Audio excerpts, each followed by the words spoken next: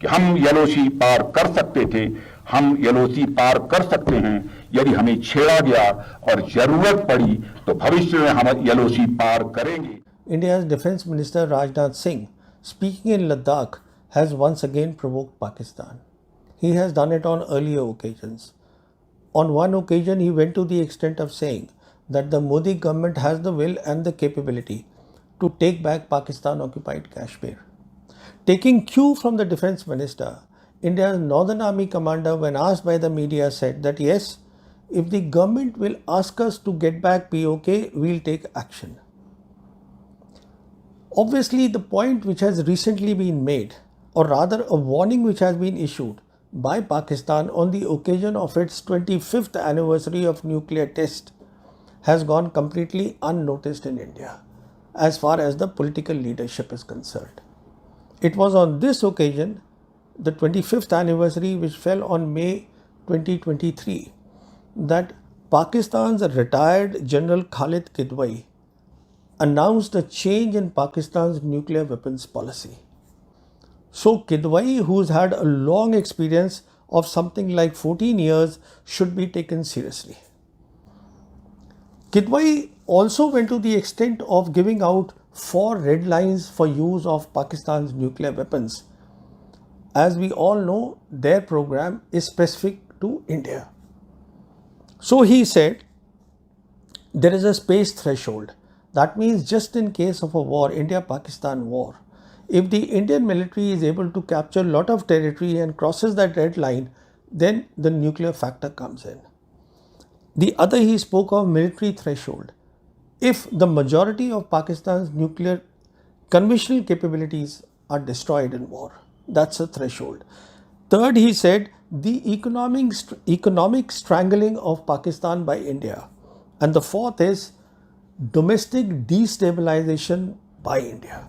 So these are the red lines he gave. Now, the whole idea perhaps is of the operational control that if the nuclear warheads have to be moved, in case a red line is to be crossed, then there should be a 2-man rule, or there could be a 3-man rule in case the employment authorization of nuclear weapons is to be done.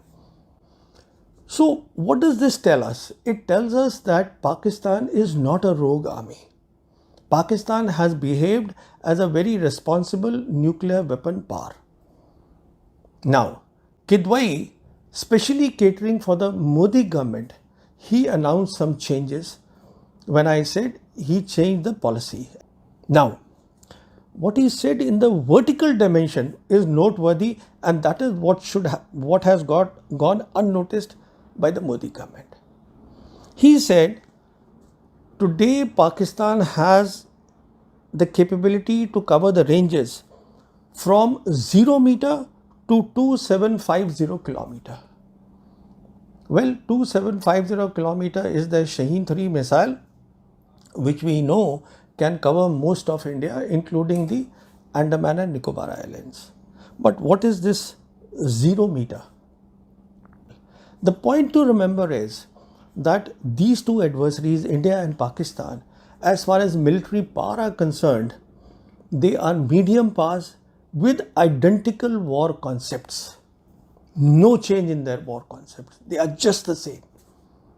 So, now the problem with the Modi government that Pakistan is facing and why he has spoken of 0 meter is very simple, that they have seen, Pakistan has seen the 2016 so-called surgical strike and especially the 2019 Balakot air attack. They realized that for the first time India could use the military power not for any military objective, not for any national objective, but for the ruling party's electoral gains. This is what especially the Balakot air attacks were all about. So when they talk of 0 meter capability, they are referring to that. They are saying that at that time, they replied back. They replied the next day with Operation Swift Retort. They are basically issuing a warning that with 2024 general elections round the corner, don't attempt anything, especially after such provocative statements are being given by the Indian side. It's a clear warning by them.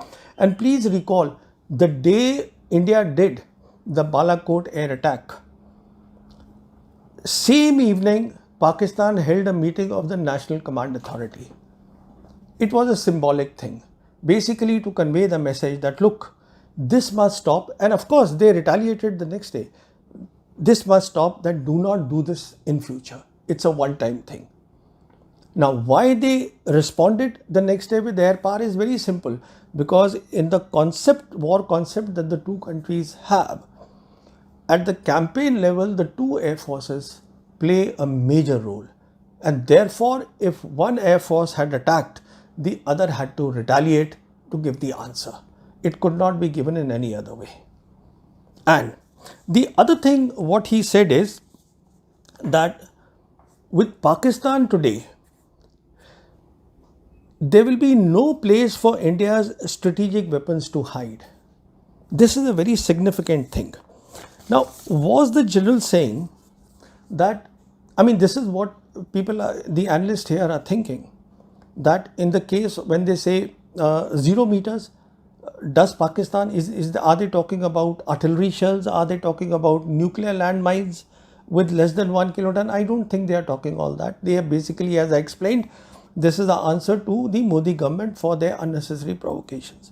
Now, when you say that Indian strategic weapons will have no place to hide, that means if they move from one place to another, Pakistan has the capability for real-time surveillance and targeting, and it has accurate conventional missiles.